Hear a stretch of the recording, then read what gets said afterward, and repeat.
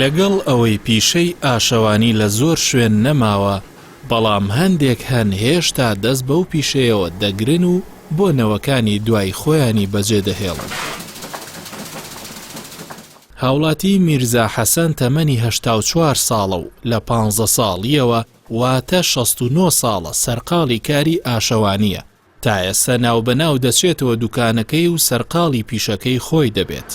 بۆ میرزا حەسەن گرنگە کە ڕێگە نەدات پیشەکەی وەک ڕەسەنایەتێکی ناوچەکە بفەوتێ، بۆیە ئەو کوڕەکەی خۆی فێری پیشەکە کردووە و لە دوکانەکەیاندا ناوبەناو سەرقاڵی هاڕینی گەنم دەبن، تاکو ئارد و ساوەر و قەرەخەرمانی لێ بەدەست بێنن. بەو شێوەیە پەرە بە ئیشێک دەدات کە نزیک بە 7 دەیە سەرقاڵیەتی.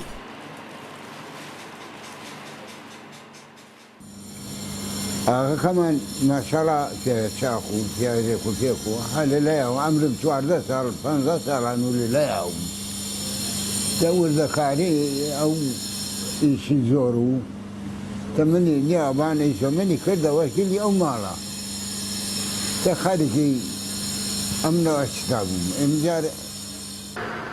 میرزا حەسەن گەرچی کوڕەکانی ئاشەکەی بۆ بەڕێوە دەبەن، بەڵام ناو بەناو دەبێت خۆی بچێتە سەر دوکانەکە تاکو هەندێک لە ئامێرەکان چاک بکات و ئامادەیان بکات بۆ هاڕینی گەنم یان چاڵتوت. جومعە میرزا کوڕە گەورەکەیەتی و ئێستا تەنیا بۆ هێشتنەوەی ئەو پیشەیە دوکانی ئاشەوانیەکە بەڕێوە دەبات. ئەو لە زاری باوکیەوە کە ئێستا بەهۆی ئەوەی بە ساڵدا چووە کەمتر توانای کارەکەی هەیە، باسی جۆرەکانی ئاش دەکات کە سەرەتا هاتووەتە کەلار و ناوچەکە. قەدیم بووە بەردی قودرەتی بووە، بەردی قودرەتی یان هاور دۆڕێکیان کردیە بە چەکوش ڕێکیان کردیانتە بەردی ئاش و ئاشی ئاویان پێ دروست کردێ پیان تو ئاسیاو.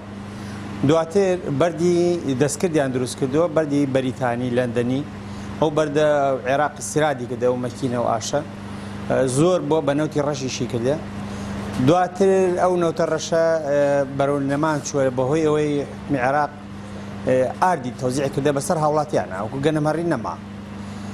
دواتر ئەو مەکینانە بەس مەکینەی گازەکەینە بەشی ئاردەکەی گواستیانە تۆ بۆ سەر شاسی و تایەن بۆ داناوە و کردیانەتە دوای تراکتۆر بە دێگەڕا و لە بازی شاریش وەکو دینەوەی کارەبایان بەدانا و کردیانە بە کارەبایی ئیش کردێ. بە پێی زانیاریەکان خەڵکی کەلار و گوندەکان گەنم دەهێنن و لەم ئاشە دەیکەنە ئارد و ساوەر. بەو پێی هەندێک جار ئەو ئاردەی بەسەر هاوڵاتیاندا دابەش دەکرێت بە کەڵک نایەت، بۆیە هاوڵاتیان لە گەنمی خۆیان ئارد دروست دەکەن. بەوتەی میرزا هاوینان کار بە کەمی هەیە، بەڵام دواتر لە وەرزی پاییز و زستاندا لە 15 ئەیلولەوە تا کانونی یەکەم کاریان زۆر دەبێت. دەژڵێت بۆ ئاردەکە بەردەوام کار هەیە بەڵام کەمترە. بۆ ساوەریش دوای دروێنەی گەنم خەڵک دێن و گەنمەکە دەکەنە ساوەر، ئەویش لە مانگی تەمووزدا.